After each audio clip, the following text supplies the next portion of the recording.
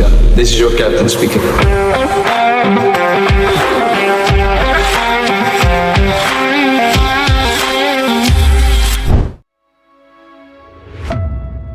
Di bawah cahaya sorotan stadion, di balik gemuruh dukungan yang datang dari ribuan supporter, ada sebuah kisah yang tak banyak orang perhatikan.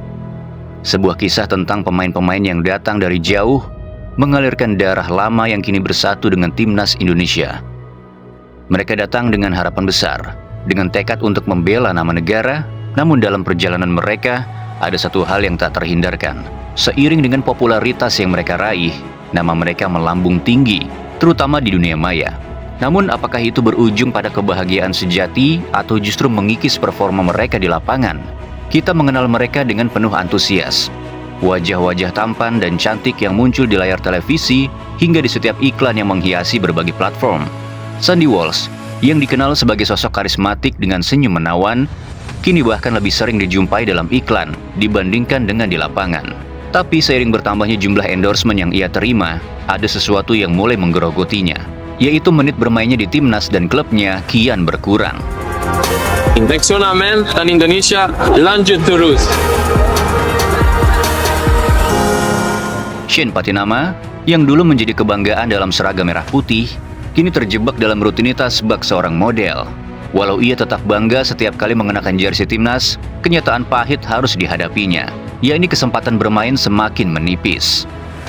Namun apakah itu hanya kebetulan atau apakah ada pengaruh besar dari dunia hiburan dan iklan yang telah menyedot sebagian besar waktu dan perhatiannya? 100% ketukanan saya, 100% untuk Indonesia. Belanja di Shopping Mall, 100% poin. Di balik layar, mereka bukan hanya pemain bola. Mereka adalah ikon, model, dan selebriti yang diidolakan oleh banyak orang, khususnya para penggemar perempuan yang tak segan mengungkapkan kekaguman mereka di media sosial. Di setiap postingan, ada ribuan like, komentar yang penuh pujian, dan pengikut yang terus bertambah. Lalu muncul pertanyaan besar. Seiring dengan melambungnya angka followers dan job iklan yang datang silih berganti, apakah mereka tetap bisa mempertahankan fokus pada sepak bola? Atau akankah dunia hiburan ini mulai mengubah mereka menjadi artis yang lebih sering tampil di layar kaca daripada di atas lapangan hijau?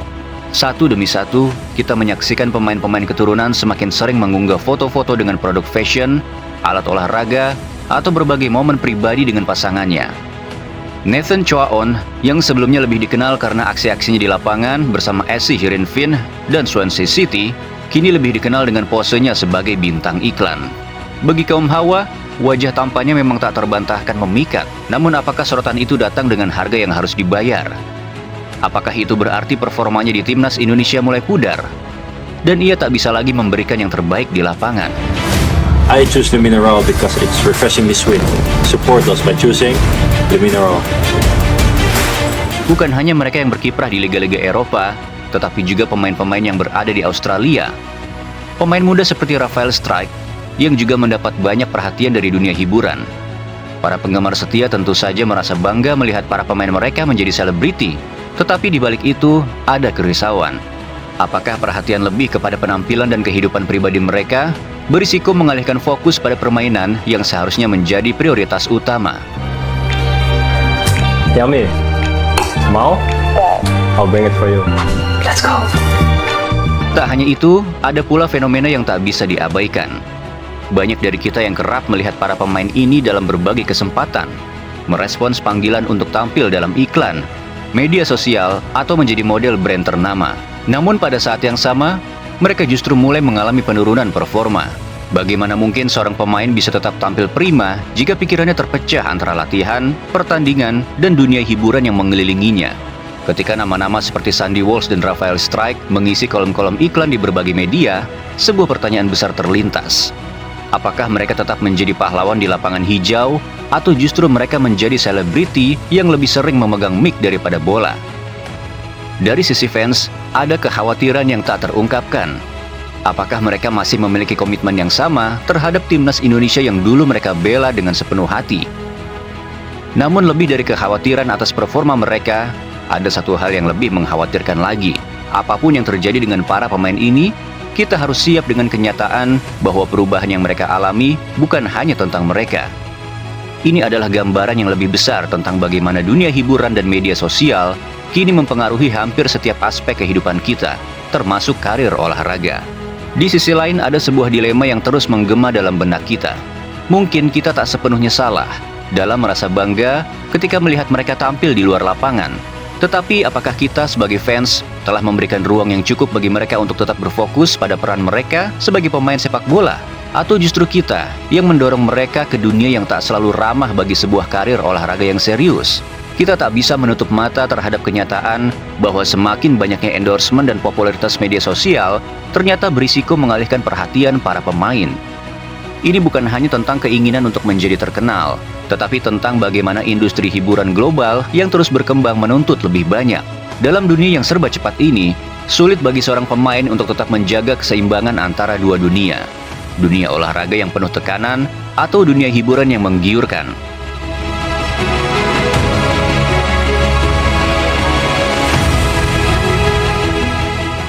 Kita tidak bisa mengesampingkan bahwa pengaruh dari media sosial dan endorsement kini menjadi salah satu penyebab dari penurunan performa. Di dalam setiap postingan yang mereka buat, ada kecemasan terselubung yang mulai tumbuh. Apakah mereka masih bisa bertahan di level permainan tertinggi, atau justru mereka telah menjadi bagian dari mesin hiburan yang tidak bisa berhenti berputar? Dalam perjalanan panjang ini, kita sebagai fans harus mulai bertanya pada diri sendiri, apakah kita bisa menerima kenyataan ini? Atau apakah kita terlalu cuek untuk menganggap bahwa seorang pemain profesional dapat menjalani dua kehidupan secara bersamaan, sebagai pemain di lapangan dan selebriti di dunia luar? Jika para pemain ini merasa terperangkap antara dunia hiburan dan sepak bola, siapa yang harus disalahkan? Apakah kita, para fans yang membentuk harapan yang begitu besar? Ataukah industri hiburan yang semakin menyedot mereka jauh dari lapangan hijau? Kekhawatiran kita bukan tanpa alasan. Ada saat-saat di mana kita merasa kecewa ketika pemain-pemain yang dulunya menjadi idola kini harus menghadapi kenyataan bahwa performa mereka di timnas Indonesia semakin menurun. Apa yang terjadi dengan mereka? Apakah mereka masih memiliki semangat yang sama untuk membawa harum nama Indonesia di dunia sepak bola? Bahkan dalam sebuah dunia yang penuh dengan sorotan, ada satu hal yang selalu harus kita ingat. Sepak bola adalah permainan yang membutuhkan dedikasi penuh, tidak hanya pada fisik, tetapi juga pada jiwa. Ketika jiwa itu mulai terpecah antara dua dunia, apakah mereka masih bisa memberikan yang terbaik di lapangan? Hanya waktu yang bisa menjawabnya. Namun di balik semua sorotan media, ada satu hal yang sering terlupakan. Kehidupan seorang pemain profesional bukanlah tentang kemewahan semata.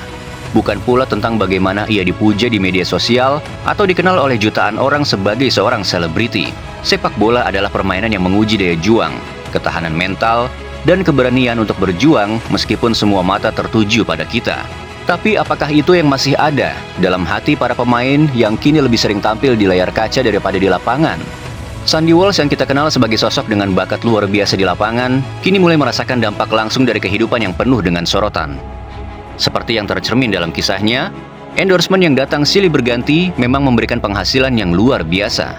Namun semakin banyaknya tawaran pekerjaan di luar sepak bola, semakin sedikit pula waktu yang tersisa untuk latihan, untuk benar-benar fokus pada permainan yang membawanya ke titik ini. Perlahan kita mulai menyadari, ada bayang-bayang kekhawatiran yang mengintai. Apakah media sosial yang penuh dengan komentar dan perhatian justru menciptakan jarak antara dirinya dan bola? Apakah kita telah kehilangan pemain hebat ini hanya karena kilau dunia yang mengelilinginya? Kebenaran tentang semakin sulitnya mendapatkan menit bermain pada Yokohama F. Marinos akhir-akhir ini seakan menjawab pertanyaan itu dengan tersirat.